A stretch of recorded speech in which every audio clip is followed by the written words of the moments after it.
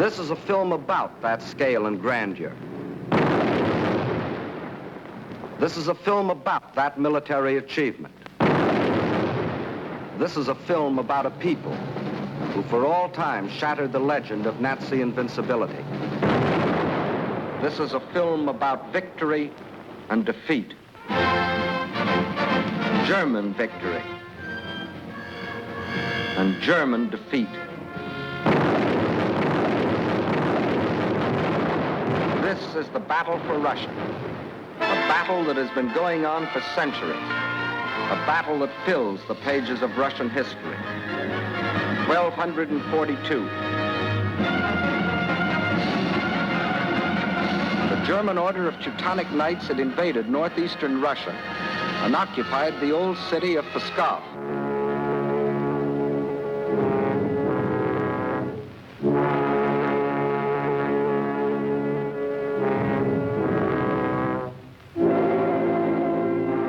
Under the leadership of their Grand Master, von Bock, they threatened to enslave the whole population of that area, including the capital, Novgorod.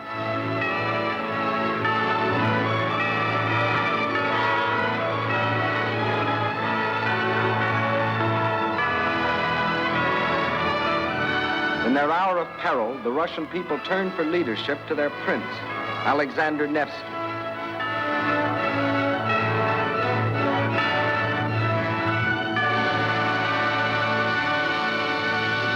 And on April the 5th, 1242, on Lake Peipus, the Russians met the might of the German forces.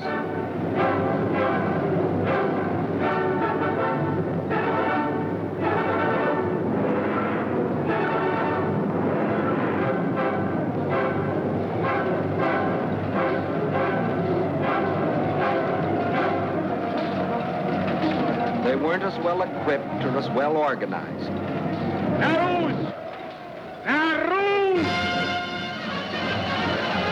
But in their hearts was a flaming courage, a flame so fierce that it pierced the German army.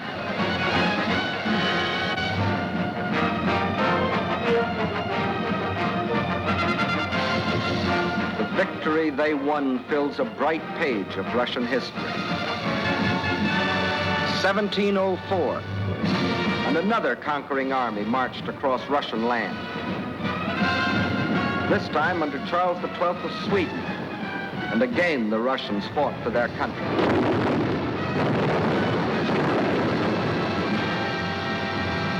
Led by their emperor, Peter the Great, after 5 long years of war, they defeated the Swedes in the historic Battle of Poltava.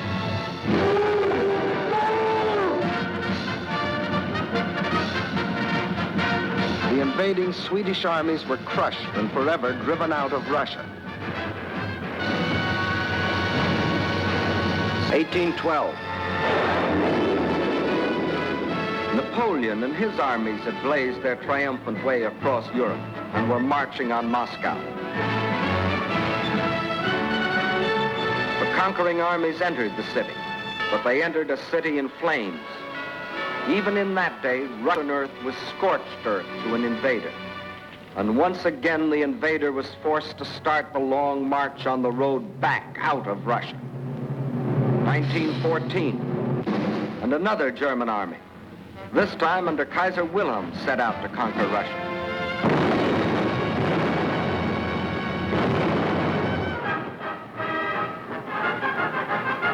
This time, the Russian people, under the regime of the Tsar, were not only fighting German guns, but oppression and corruption in their own country. And only the ultimate collapse of Imperial Germany saved Russia from losing the Ukraine and the Crimea, which the Germans had occupied in 1918. Yes, for 700 years, the Russian people have had to fight to defend their land against would-be conquerors. Why? Why have all these attempts been made to conquer Russia? Perhaps Russia itself can provide the answer. Here it is, 1/6 of the Earth's surface, reaching from east to west nearly halfway around the world. and southward from the North Pole to the borders of India. One country of 9 million square miles. That's our own country 3 times over, or all of North America and 1 million square miles to boot. The sun never sets on Russia. When it is dusk on its western borders facing Europe, it is already dawn on its eastern borders facing the Pacific.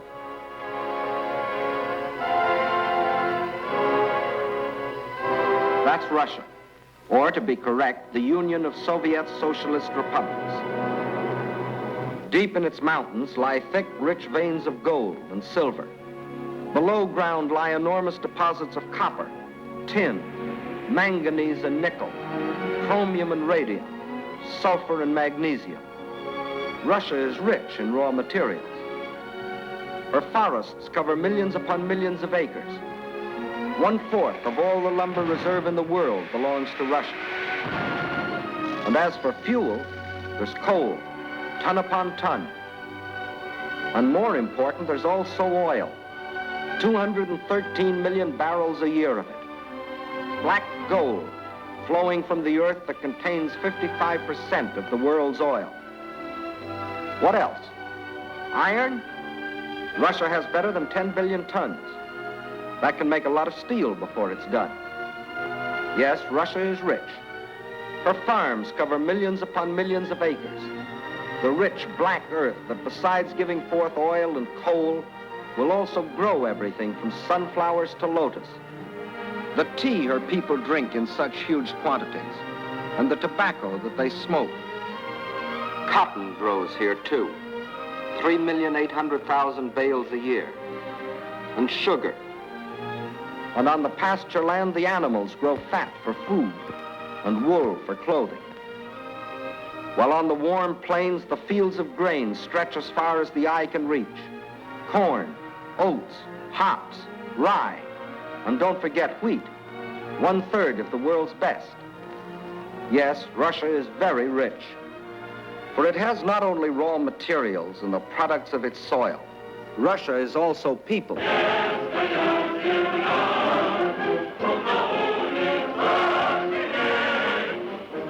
193 million people.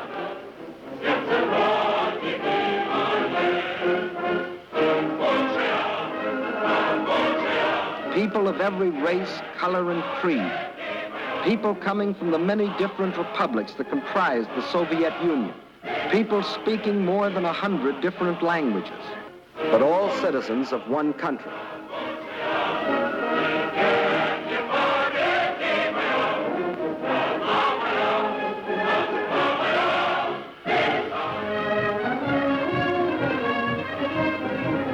Whether they are the great Russians, the descendants of the first settlers of this vast area, and for 1,000 years its main population, or Cossacks, the famous horsemen from the open plains of the Don River Valley.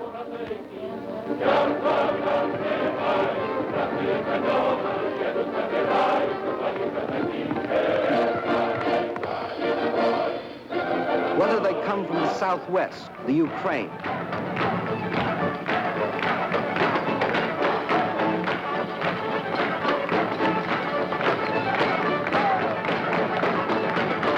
here in the breadbasket of the Soviet Union live the Little Russians, better known as Ukrainians, and beside them the Moldavians and Bessarabians. Or if they come from the far south, between the Caspian and Black Seas,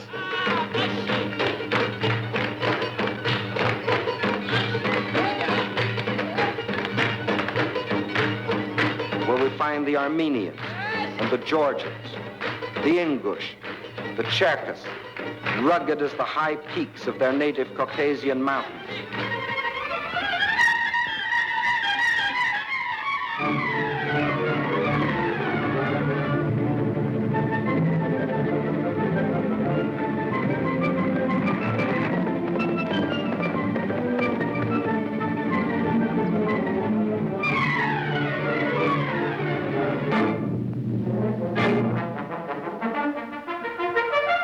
Whether they are Uzbeks, Turkmen, Kyrgyz, from the Persian and Indian frontiers,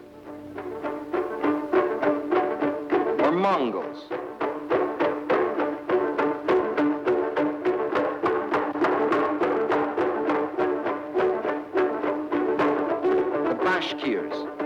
Turco-Tartars, the Buryats, the Yakuts from far beyond the Ural Mountains, or the people of the ice country, hunters like the Zounds, or settlers like the Laplanders.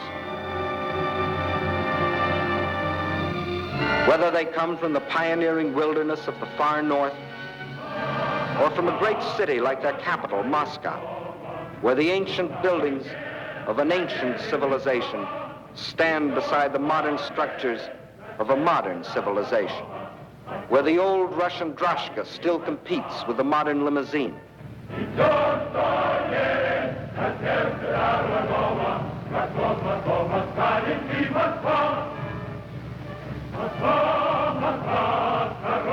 Whether they work in factories or as soldiers, whether they are bricklayers or traffic cops, sailors or riveters, school children or farmers, nurses or engineers, window washers or sales girls, housewives or postal clerks, radio announcers or stewardesses, scientists or typists, musicians or ballerinas.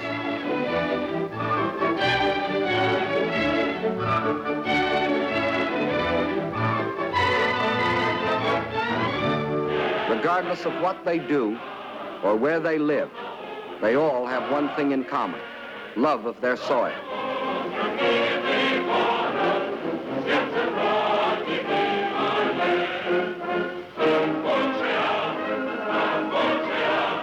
That is Russia. Size, the largest country in the world. Raw materials, unlimited. Manpower, 193 million. These are the three reasons why every conqueror in history has wanted Russia. And these are the reasons why the modern would-be conqueror wrote, "When we speak of new territory, we must think of Russia. Destiny itself points the way there." Yes, as we have seen, Germany's spirit of aggression was handed down from generation to generation. And now, in Hitler's Germany, the dream was world conquest. To such a dream, there could be only one answer: collective security. So with this objective, in 1934, the Soviet Union joined the League of Nations. Again and again before the League, its representatives urged binding agreements to support by collective action any nation submitted to attack. The state I represent entered the League with the sole purpose of the maintenance of indivisible peace. The League of Nations is still strong enough by its collective actions to avert or arrest aggression. There is no room for bargaining or compromise. But while some members of the League were pleading vainly for the use of collective force to stop aggression, the world saw other members, Germany, Italy, Japan, withdraw from the League to follow the path of aggression. Manchuria, Ethiopia, then Hitler invaded Austria, Czechoslovakia, and in 1939, Poland, first step on the road to Russia. But his eastward march was interrupted by France and Britain declaring war. So the Germans were forced to turn west, and in 1940, as we have seen, wiped the last opposition from Western Europe. And while the Nazis were unsuccessfully trying to beat Britain to her knees, the German generals were already planning to resume the interrupted Eastern Blitz. The road to Russia was now open. But before that attack, preliminary steps were necessary. South and east of Germany are Hungary, Romania, Bulgaria, Yugoslavia, and Greece. And Hungary had grain, rich fields of it. Grain too good for Hungarians when German soldiers have such good appetites. Hungary had bauxite. Bauxite makes aluminum, and aluminum makes planes. And Hungary had an army. Not the battle-trained German army, but good enough to throw against Russian guns. Romania had not only grain, but oil. And Hitler needed every last drop of it to power his war machine. Romania also had men, more slave labor, more cannon fodder for the attack on Russia. And most important, Romania and Hungary both had Russian frontiers, and Hitler wanted those frontiers in the hands of German generals. Bulgaria didn't have a Russian frontier, but it did have bases. Bases on the Black Sea, bases for German submarines to prey on Russian shipping.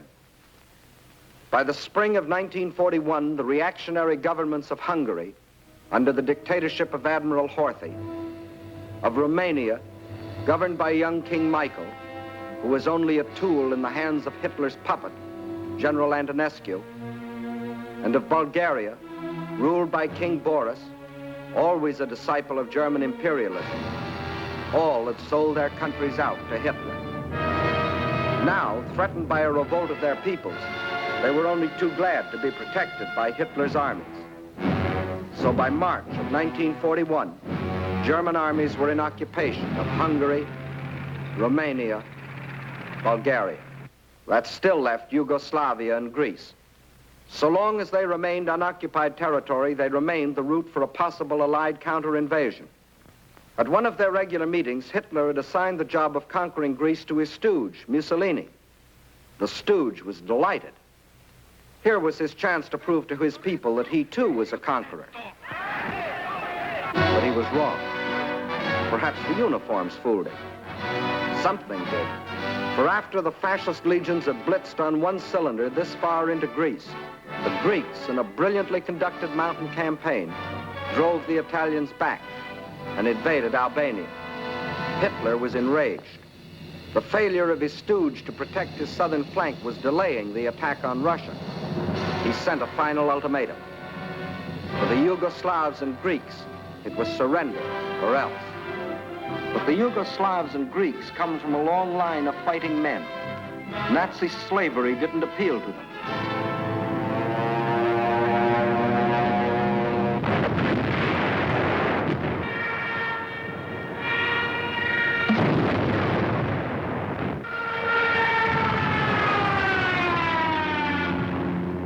At dawn, on April 6th, German bombs told the Yugoslavians they were at war with Germany. The Nazis and Italians launched a powerful and coordinated attack from all their bases, supported by virtually unopposed aerial bombardment. The conclusion was inevitable. Although resistance was determined, the Yugoslav army was cut up into many small segments and captured. The war in Greece also began on April 6th. There, in spite of fierce and valiant resistance by the Greeks and the British who had come to their aid, the Germans, overwhelmingly superior in both numbers and equipment, forced their way past the Vistritsa River, Mount Olympus, the famous passage of Thermopylae. And by the end of April, the swastika flew over the ancient city of Athens. The conquest of the Balkans was now complete. The whole force of Nazi might could now be turned loose on Russia. There was no time to waste, for time was Russia's weapon. Their industries, so recently built and which, like our own, were designed for the ways of peace, were converted for war. Instead of steel for plows and tools, steel for shells and guns. They knew their industry could never produce enough to equip them adequately for the titanic struggle. But what they could produce, they would. At the same time, the army began to grow. More and more men were called up to be trained, hardened, drilled, prepared to defend their land.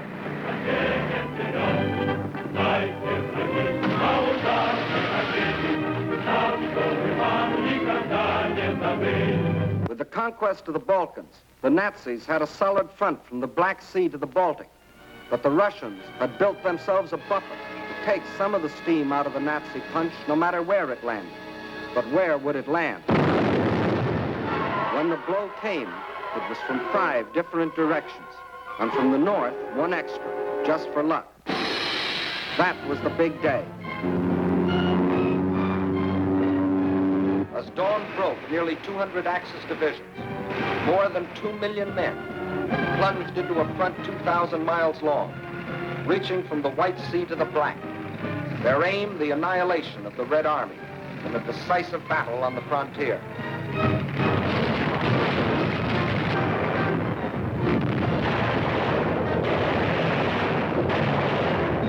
offensive started along the whole length of the front, but was concentrated on three main objectives: Leningrad, Moscow, and Kiev, the capital of the Ukraine.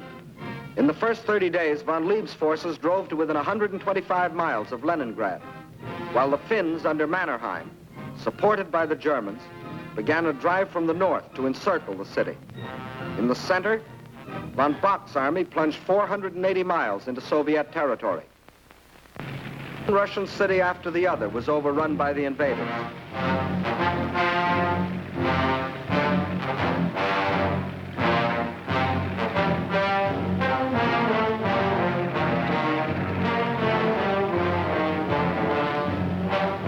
And on July 17th, they captured the first main objective, Smolensk, regarded as the key to Moscow.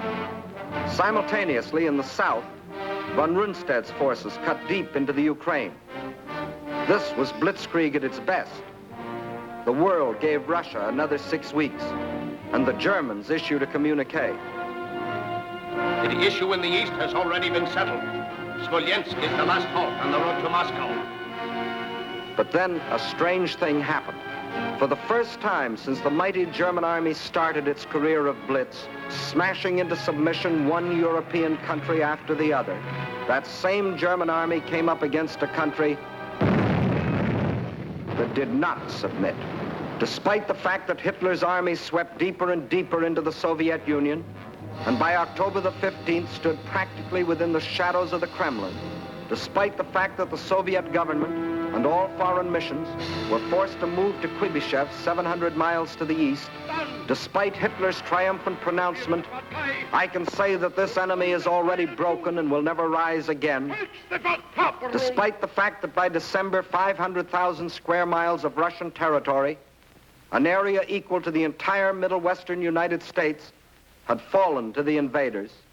Yes, despite Russia's loss of her best agricultural areas, her most thoroughly developed industrial plants, millions of her people, thousands of her tanks and her planes, despite everything, those 6 weeks had lengthened into nearly 6 months, and the dread Nazi blitz had spluttered, stumbled, and finally died.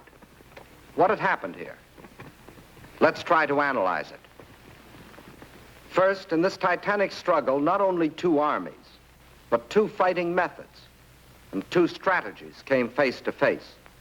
The German strategy was based on the well-tried Keil and Kessel, or wedge and trap maneuver. One wedge would be driven deep into the enemy territory to hook up with another spearhead driven through to meet it. In the trap thus formed, the victim would be pocketed for annihilation. The German plan in every campaign was to seek a decisive battle at the moment of invasion. A single blow must destroy the enemy without regard for losses. A gigantic, all-destroying blow. Remember the campaigns you have already seen in these films. Poland, the Poles concentrated on their borders. The Blitz broke through. 18 days finished Poland.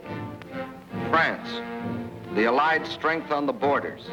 The breakthrough at Sedan, and the issue of France was settled. The Balkans, the Yugoslavians rushed to the border. The breakthrough came, and in 12 days, Yugoslavia was gone. The Germans planned the same blitz against the Russians. But the Russians had developed their own strategy, one to take full advantage of the vast area of their land. The Russian strategy was a defense in depth, line after line, far back into the interior. And when the Nazi wedge struck, the first line would bend with it until it became part of the second. Again, the wedge would strike. Again, a segment would be lost. But again, the line would bend until it became part of the third.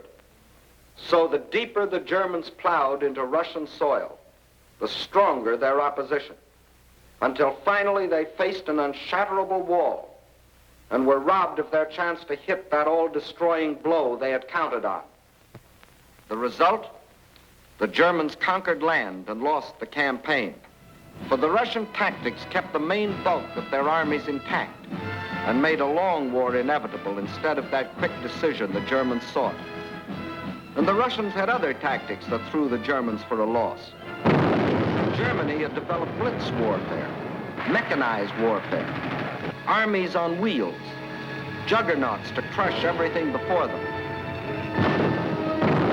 But the Russians found a way to drag them out of their traveling fortresses. They used their cities as strongholds and made the blitz come to them down alleys.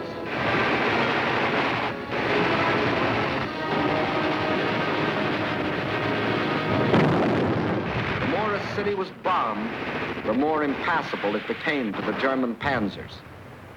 They made the names of these Russian cities as familiar to us as the names of towns in the next county. Rostov, Kharkov, Kiev, Kursk, Smolensk. City after city standing in the path of the Nazi blitz. The Red Army had found a way to make their cities of great strategic importance. Odessa, scene of an heroic siege of more than 2 months, held up the whole Nazi thrust into the Crimea. Sevastopol, which resisted every attempt of the Germans to break through. Here, for 8.5 long months, the Russians fought for the town, inch by inch, barring the Germans from the great Black Sea naval base located there. And finally, when the Germans entered the town, each district was defended street by street. Each street house by house.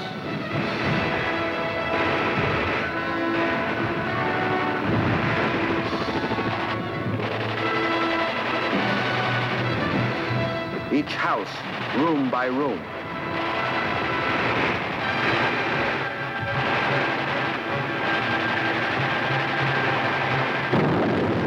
The Russians knew their cities would be demolished, but their objective was not to save cities, but to destroy Germans. A high price to pay for a copy of Mein Kampf.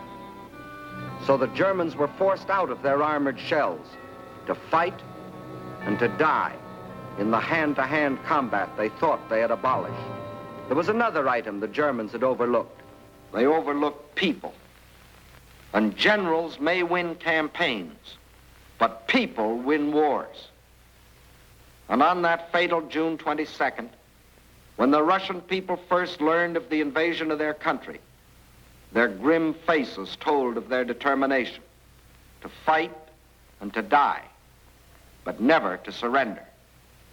They knew this wasn't a question of who occupied what piece of land. This was a question of life or death. This war is not an ordinary war. It is the war of the entire Russian people, not only to eliminate the danger hanging over our heads, but to aid all people groaning under the yoke of fascism. So the alarm was spread to factory and farm. And from every Russian town and village, men poured forth to answer the call. From now on, one thing mattered and one thing only: victory. Total war meant total mobilization. Not war just for soldiers, but war for everyone. Young or old, male or female, made no difference. Age had nothing to do with it. If you were only 12 years old, there was work for 12-year-olds to do. Sex had nothing to do with it. If you could hold a rifle, you were a soldier. If you could turn a lathe, you were a soldier. If you could harvest the fields, you were a soldier. If you could handle a locomotive or pilot a ship or guide a tractor, you were still a soldier. For everything you did was part of that total war. Nothing that the enemy could use was left behind. Not a yard of wire or a pound of iron. Not an acre of wheat or a head of cattle. And the old men stood watch over the fields, ready to give the word to burn at the first sight of the enemy. Scorched earth. What can't be withdrawn must be destroyed. That meant the factories, the plants, the oil depots. Flames claimed them all. The giant dam at Dniprostroi, into which had been poured not only steel and concrete, but 5 long years of Russian toil and Russian sweat to yield the miracle of electricity to the farms and people of the Ukraine. Now, rather than let the power it generated fall to the enemy, they destroyed it. Scorched earth, the land they had lived on and worked on, their forests, their fields, their farms. They surrendered them to the flames, but not to the invaders. That was the scorched earth. And for action behind the German lines, a new army was formed. An army without uniforms, whose home was the forest, and whose front was the enemy's rear. A guerrilla army. A minimum of glory and a maximum of determination. Their achievements were seldom recorded. Look well at these faces. You will never see them again in the ranks of war prisoners or read their names over heroes' graves. Ahead of them lay nothing but the rope and the halter, but they stayed behind and went on fighting. Their only goal was merciless destruction. Destruction of communication lines, supplies, the invaders themselves. Their weapons were dynamite and the terror of surprise.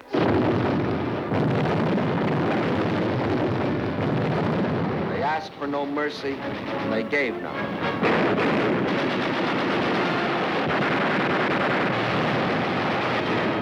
This is the guerrilla army. This, the scorched earth. This, the Red Army. These, its leaders.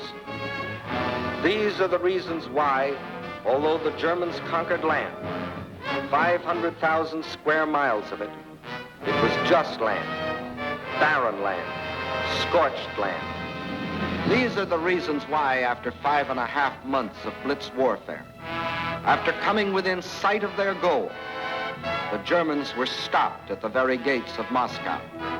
These are the reasons why, although Hitler had sworn that before December the swastika would fly from the Kremlin towers, December had come, but it wasn't the swastika that flew over the Russian capital. And it wasn't the Nazi conquerors who marched through the streets of the ancient city, but fresh reserves of the Red Army.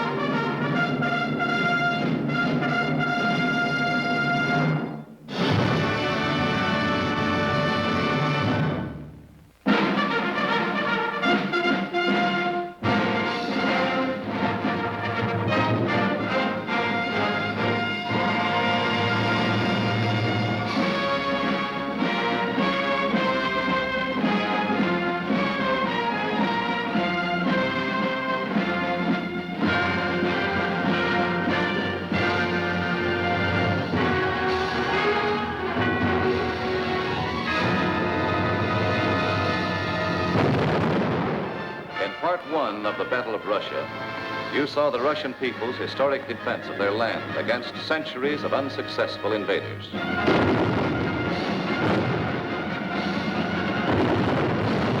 You also saw how after 5.5 months of Nazi blitz, the Russians stopped Hitler at the very gates of Moscow, and how, in spite of Hitler's prediction that by December of 1941, the swastika would fly over the Kremlin towers, December had come, but it wasn't the swastika that flew over the Russian capital, and it wasn't the Nazi conquerors who marched through the streets of the ancient city, but fresh reserves of the Red Army on their way to reinforce and relieve the front lines.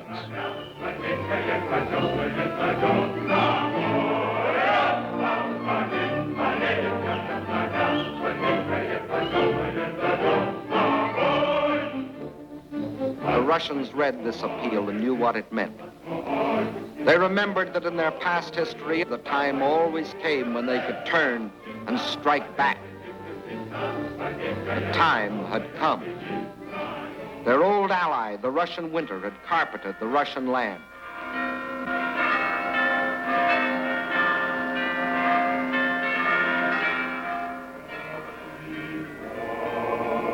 And while in the churches of Russia, men of God prayed for victory against the invader,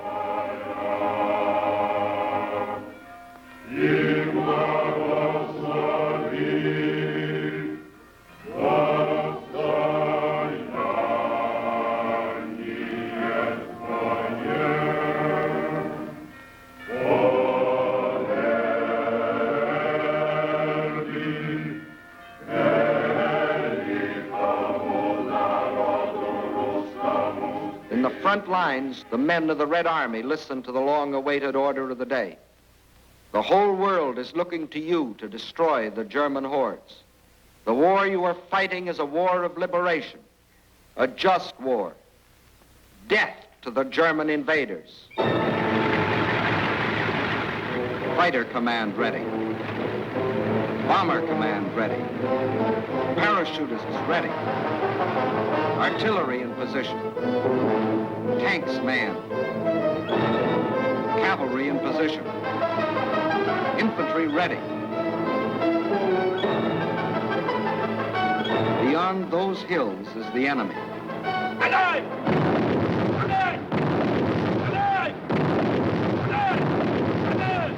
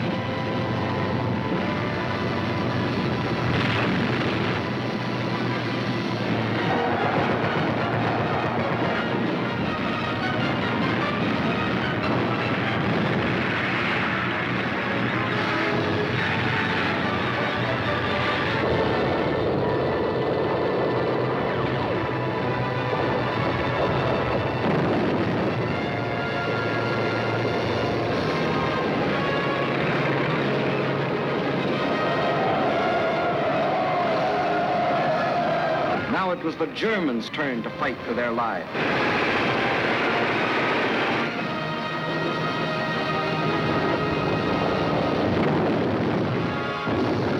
Now, for the first time, it was the German army that retreated.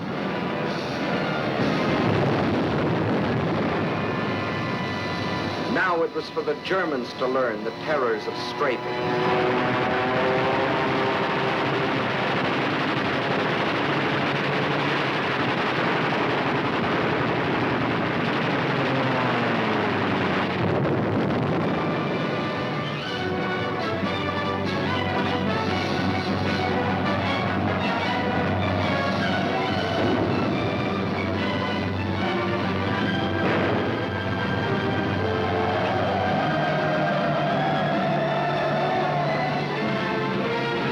Village after village, town after town, on the Red Army swept through the country which for days and weeks had been under the invaders' yoke.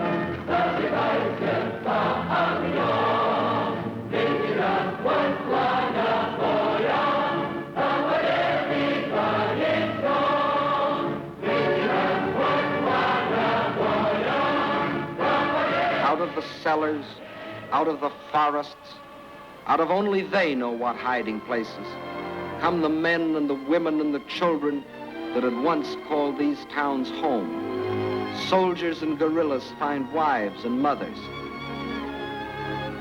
Friends are reunited. There is thanksgiving in their streets, thanksgiving in their hearts. But there is also something else, something they will never forget, their ruined homes, the shattered towns they once had known as thriving and prosperous communities. They stand gutted now, ghostly relics of what they once had been. Nothing has been spared.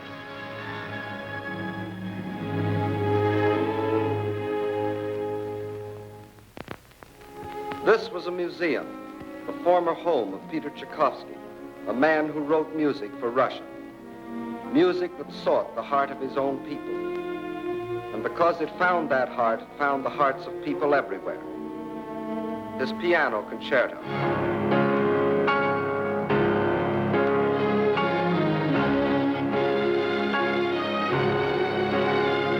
The Fifth Symphony.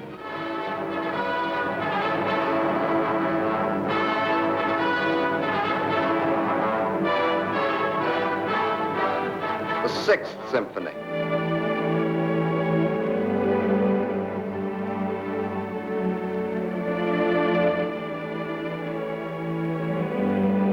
His work was, is, and always will be inspiration to countless millions.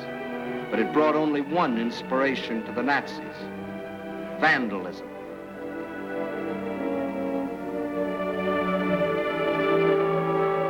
And this was the home of Leo Tolstoy, the author of the immortal novel, War and Peace. His home, too, was a museum, until the Germans came. And this is Tolstoy's grave. If the Nazis buried nearby had read his famous book, they would have learned their fate beforehand. But there were other dead the Nazis didn't bury. Russian dead. They weren't soldiers, and they weren't killed in battle.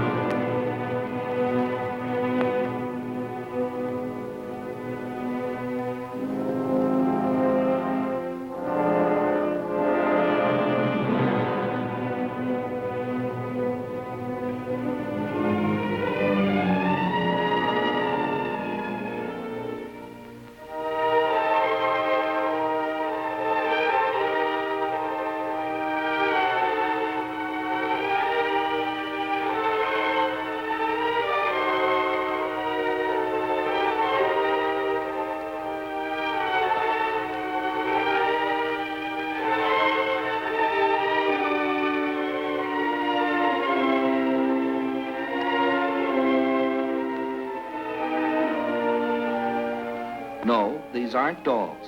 These are children. Mass murder by orders of the High Command. And there were other children, perhaps more fortunate, perhaps less. Young girls, but not young now. The attentions of the Nazi soldiers aged them very quickly. And whoever resisted the invaders met with this. These are the things the Russians can never forget.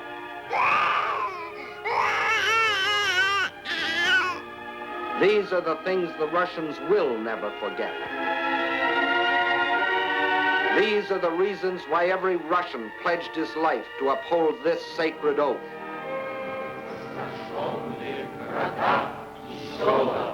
За смерть детей и матерей наших.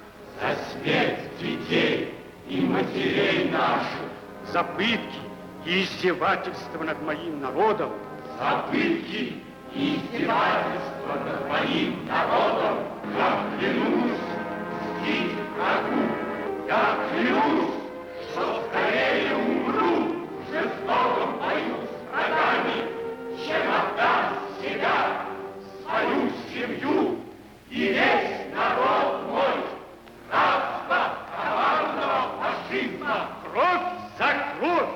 Кровь за кровь. Смерть за смерть. Blood for blood. Death for death.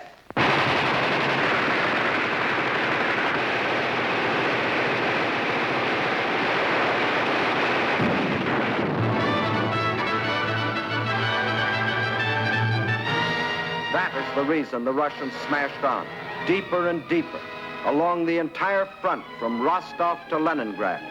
Nowhere could the tide of Russian pressure be stopped. And by spring of 1942, this area was delivered from the Germans. But this was not the important result.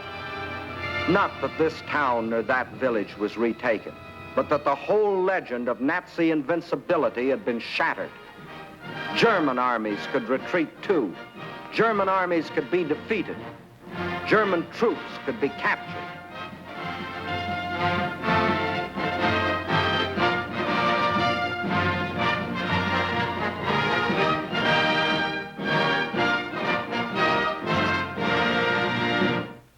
But besides this crushing offensive, there was another factor that shattered the legend of Nazi invincibility. That factor, which will live forever in the history of this war, was written by the people of this city. A city now called Leningrad after the leader of the Russian Revolution, Lenin, and which before that was called Petrograd in honor of its founder, Peter the Great. A city which today, with the exception of Moscow, is the most important center in the Soviet Union because some of Russia's largest industries are centered here, and also because it is Russia's principal port on the Baltic Sea and the base for its Baltic fleet. Here, as throughout the Soviet Union, on June 22nd, word came of the attack. But here, the city was only a few miles from German lines.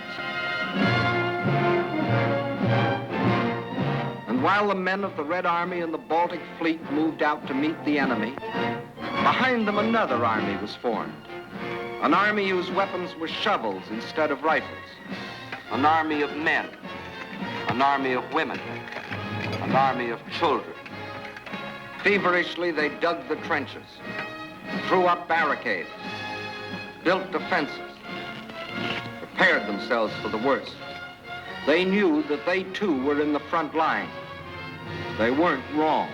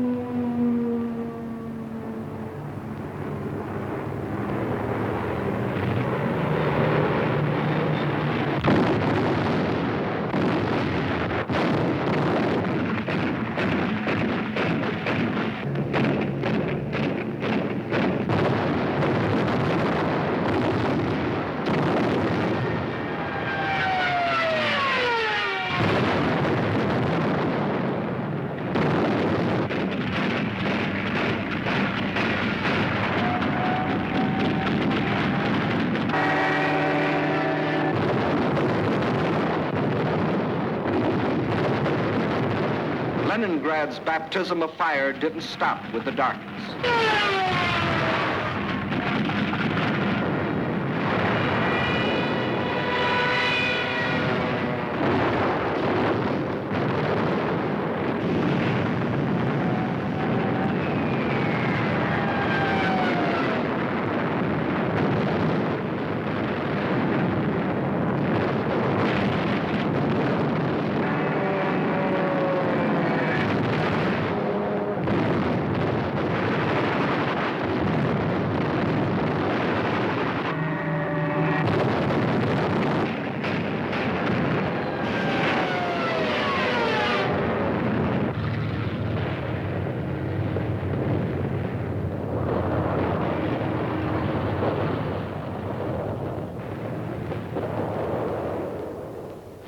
Finally, the morning comes, and the people of Leningrad dig themselves out from the ruins.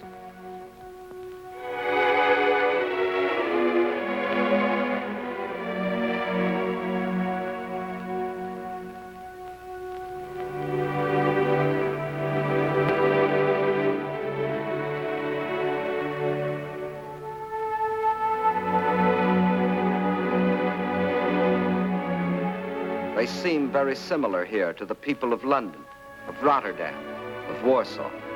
As in those cities, there were ruined homes, museums, and other important military objectives, like the Russian Dumbo from the Leningrad Zoo.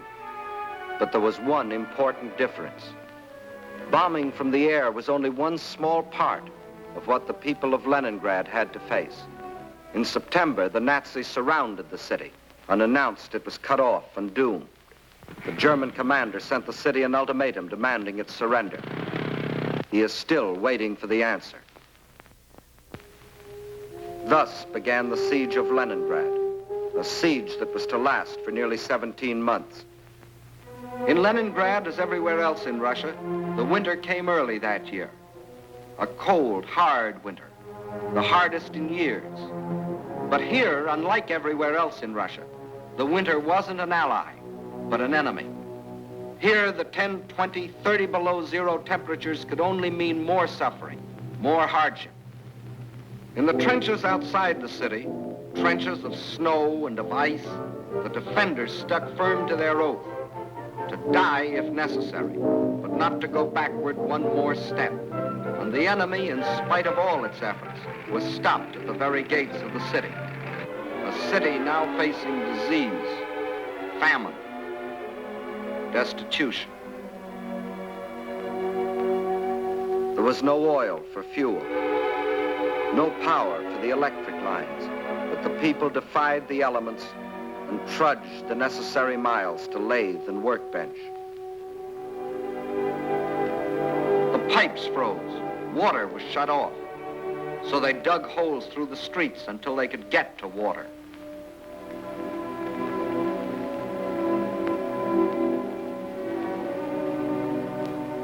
There was no food, and the whole city went on starvation rations. A factory worker got 8 ounces of bread a day. Everyone else, child and adult alike, only 4. And to keep the dread enemy of disease from stalking the streets of their city, an army of women worked with shovels, worked with picks in those streets every day, clearing away the rubble, the refuse, the sources of contamination. Bombs from the air couldn't force the defenders of Leningrad to surrender. Winter couldn't do it. Hunger couldn't do it. So the Germans decided to shell them into surrender. For days, long-range guns hurled ton after ton of high explosives into the heart of the city.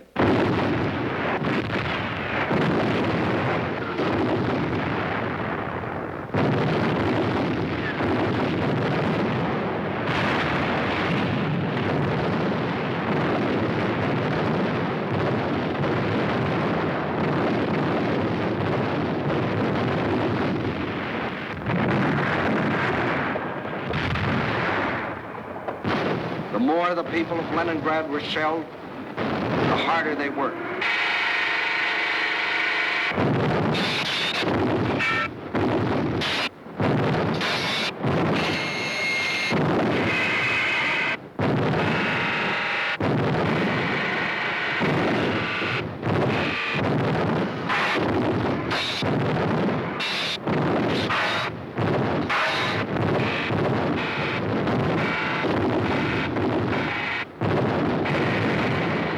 In a rain of high explosives, cut off entirely from the rest of Russia, with only their own hands to depend on, their determination never faltered. Every day, more people died of cold, disease, hunger. This was Leningrad in its darkest hour. And then a miracle happened. To the west of Leningrad is the Baltic Sea, and to the east and north is Lake Ladoga, 7,000 square miles of inland water. The Finns and the Germans occupied one border of the lake to about this point, and in the south the Germans controlled the lake to here. Between these 2 points was a stretch of lakefront still in Russian hands, but there was nearly 100 miles between this shore and the beleaguered city. 100 miles of what had been open water and was now snow-covered ice.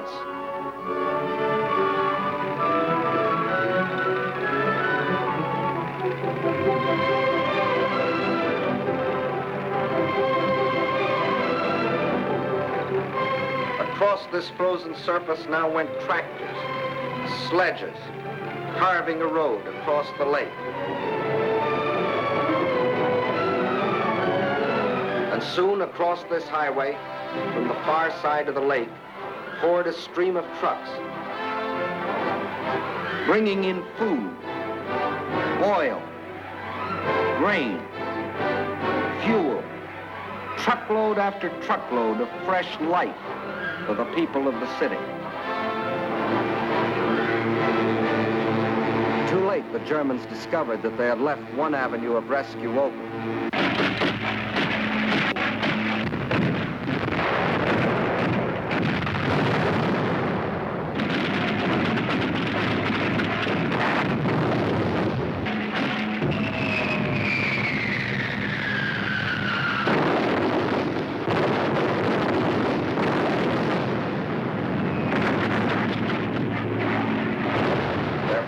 Bombed the road, but the trucks kept rolling by day and by night.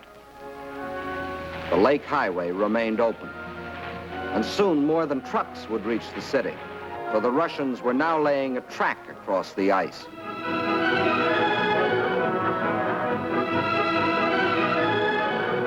To the heroes of Leningrad, says the inscription on this locomotive as it starts its pioneer voyage.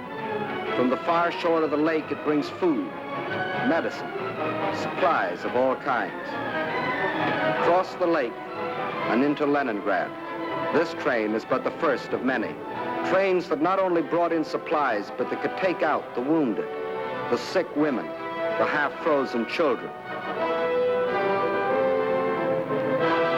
All those that needed better care.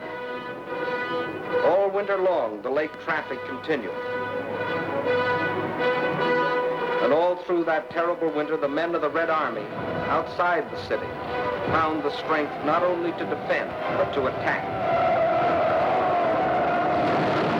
Time after time, they hurled themselves against the invader, driving him inch by inch back from the city's outskirts.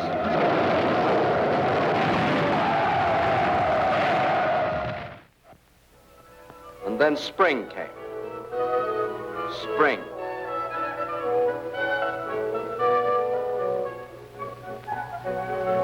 Outside Leningrad, the snows begin to thaw, and German bodies are washed from their icebox graves, mute evidence of Russian tenacity.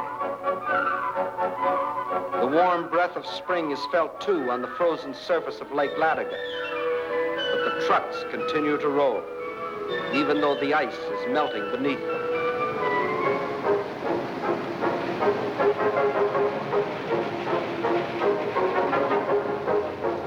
Spring, as it invariably does, comes to the city, too.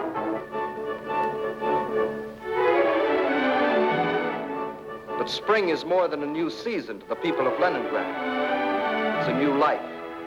The city begins to breathe again. For the first time in months, the trolleys ran.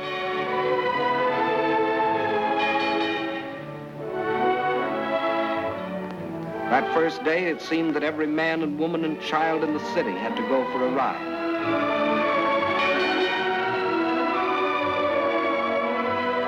This was life again. Life for the Leningrad children that weren't killed by Nazi bombs or by the horrible winter. Life for the Russian WACs, the women of the Red Army. And for the Russian waves, the women of the Red Fleet. And for the sailors of the fleet themselves, the artists of the famous ballet theater have come to offer entertainment.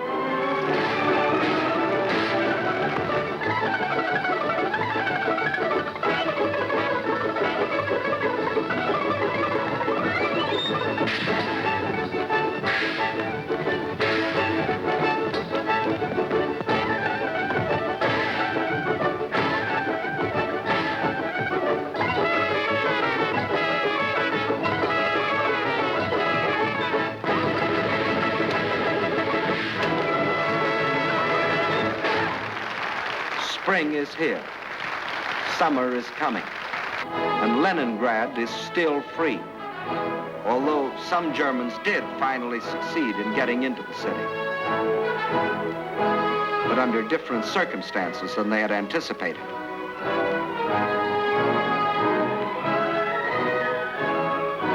Yes, here too the legend of Nazi invincibility was shattered against the iron will and courage of a determined people. The citizens of Leningrad have proved that generals may win campaigns, but people win wars.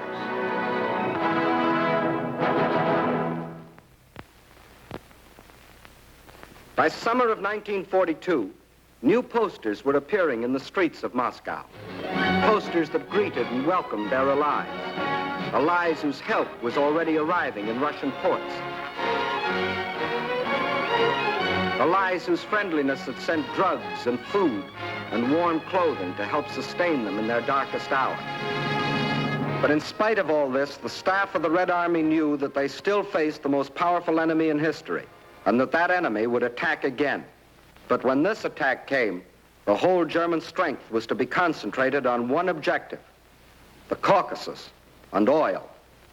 The Caucasus Mountains represent one of the toughest military obstacles in the world.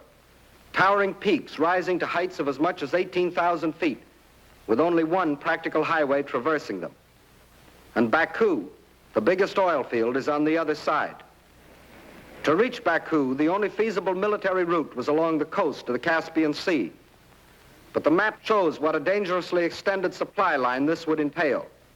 To make the operation a success for the Germans, the first necessity was control of the northern hub of the rail lines of the area and a new base of operations. That hub was a Volga River port we have come to know well, Stalingrad, named for Russia's present leader. The pride of this generation of Russians, for it was their city, built in their time.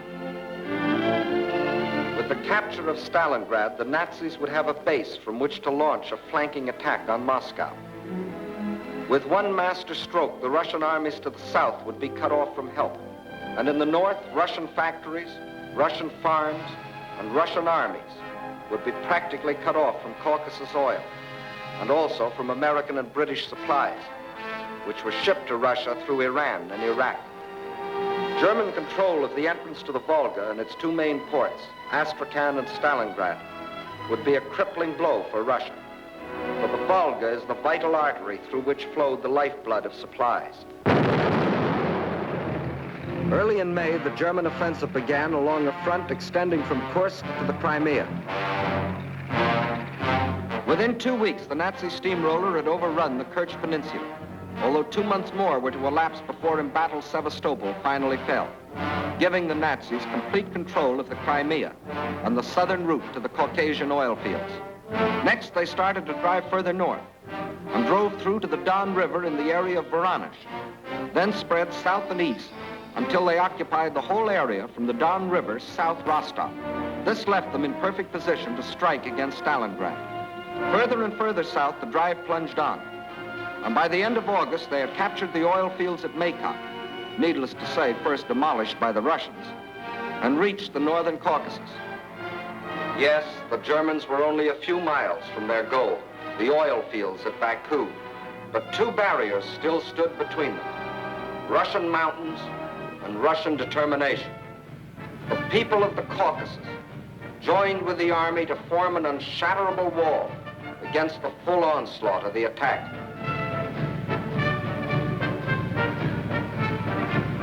Further north, the Nazi pincers were within 15 miles of Stalingrad. This city had become the focal point of the whole campaign. Regardless of the cost, Stalingrad must be captured. Those were the German orders. Fire! Fire! German guns, German bombs shattered the city into pieces.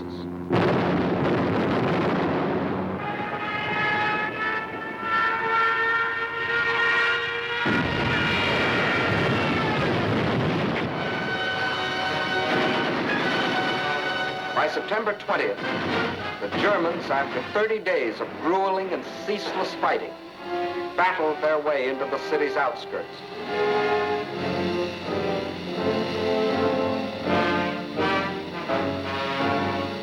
By the end of the month, their drive had carried them through the whole northwest section of the city and into occupation of part of the center, including the railroad station. On the last day of September, Hitler announced that the fall of the city was only a matter of a few days. Once more, the world was afraid a Russian campaign was lost. But once more, the Germans were to stand on the very threshold of victory and still fail. For now they were to meet a fire of fury such as they had never known.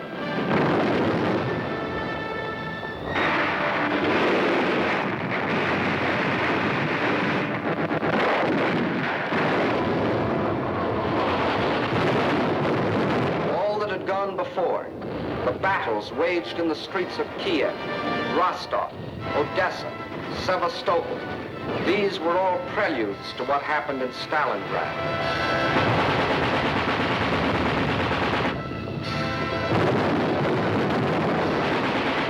Every inch of the city was a strategic point to be defended as such.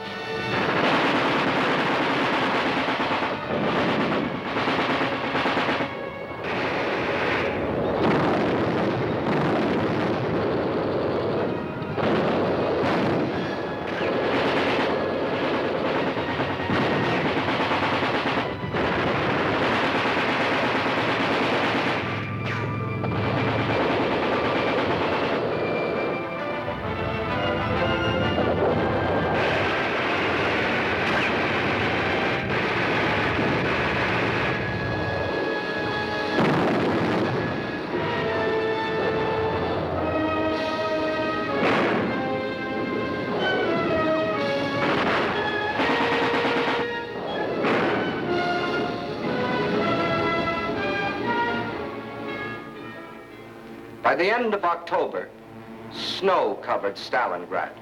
From the air, the Germans tried to surrender to the Russian-held part of the city.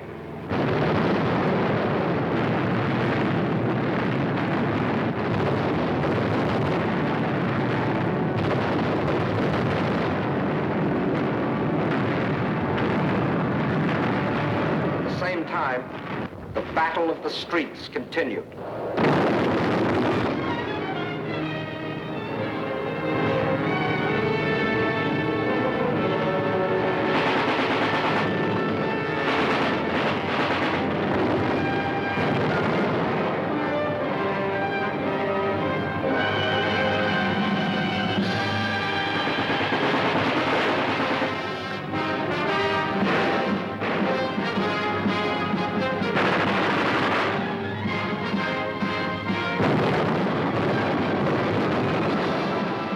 November dawned, the Russians were no longer defending their city inch by inch. Inch by inch, they were regaining it.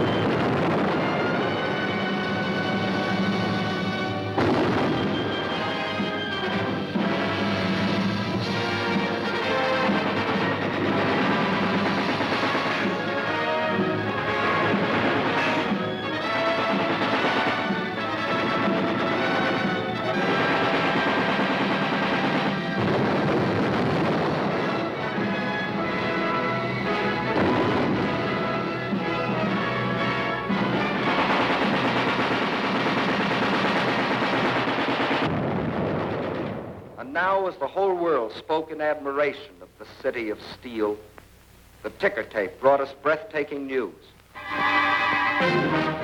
American and British troops had landed in and occupied North Africa. Further east, the British 8th Army was driving westward, pursuing the vaunted Africa Corps. And in the northeast, the Red Army had launched its smashing counteroffensive. The Germans were learning the real meaning of the words combined operations. As though a spring had been released, the Russians attacked along the entire front. In the far north, the Germans felt the first impact as the Russians recaptured Schlüsselburg, breaking the Axis ring around Leningrad. Soon after, another offensive lashed out further south, bypassing the Germans' defense position at Rzhev and plunging down to Veliki Luki. Still another Russian blow fell in the Voronezh area, pushing a threatening spearhead deep into the German lines. In the far south, the Germans were moving away from Grozny instead of toward it, under the force of the Russian attack. At Stalingrad, the Germans were about to meet new opponents.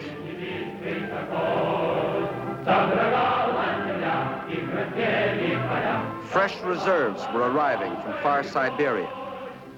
They had been stationed there in case of trouble with the Japanese. Now these troops had been transported to relieve the embattled defenders of Stalingrad.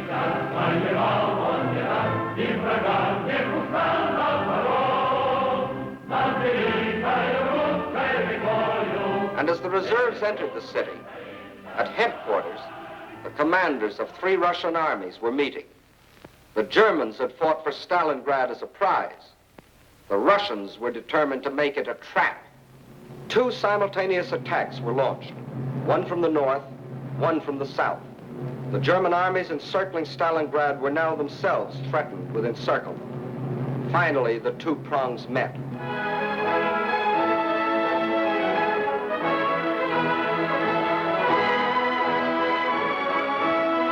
These battle-hardened soldiers of the Northern Army and soldiers of the Southern were emotional as children as they greeted each other.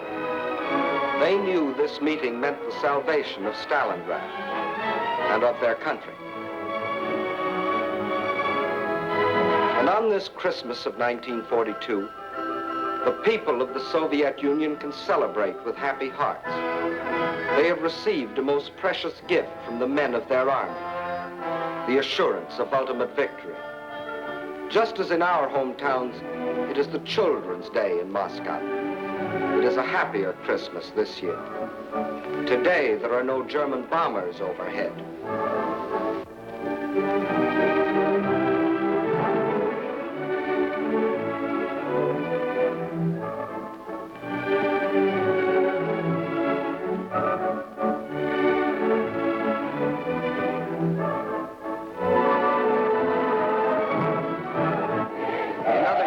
Russians, like ourselves, celebrated on New Year's Eve, but not now.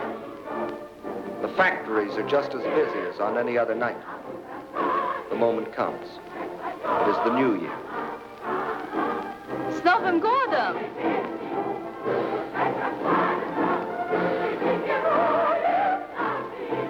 And at the front, the greeting is the same, up to a point. С Новым годом, гвардейцы! Огонь!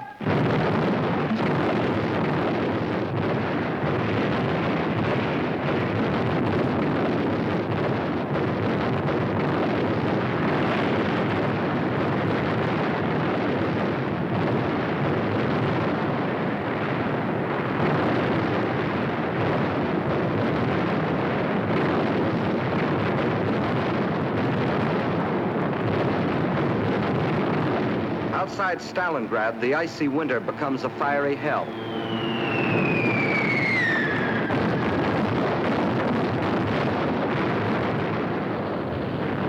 Here are concentrated the latest in Russian equipment. Flamethrowers,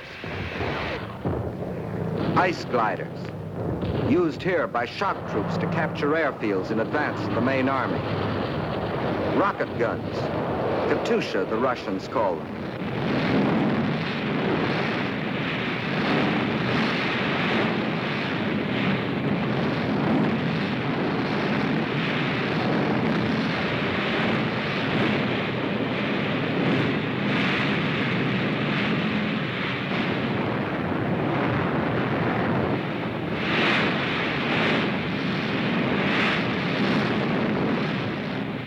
Every last resource of the Red Army was thrown into a crushing offense of ultimate destruction.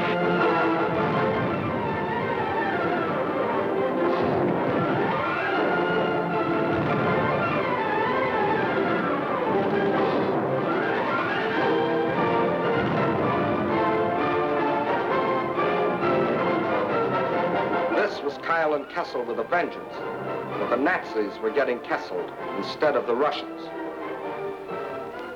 And on February the 2nd, 1943, after 162 days of the heaviest fighting in the history of warfare, the last shot was fired. Peace came to Stalingrad. In the shattered streets, the blasted ruins, the ghastly evidence of their ordeal, the defenders of the city greet the rescuing army of the dawn.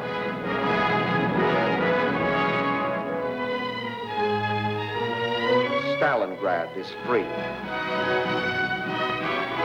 The Nazis had capitulated.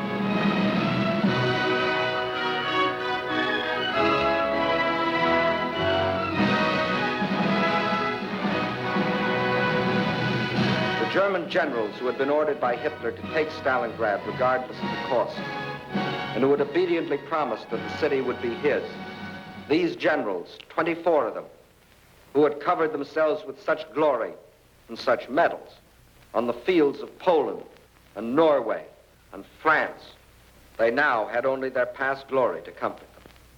This is Field Marshal von Paulus, Commander-in-Chief of the German armies at Stalingrad. This is the man who told his soldiers that if they surrendered, he would see to it that their families died in reprisal. When he faced his captors, perhaps his worried expression reflected an anxiety that Hitler might take the same revenge on his family. For he knew that when he surrendered, Hitler lost not only a field marshal, he lost an entire army, 22 divisions, 330,000 men. These are the men who had been promised that as conquerors they would winter in Stalingrad. Well, it was winter, and this was Stalingrad, and here were the conquerors.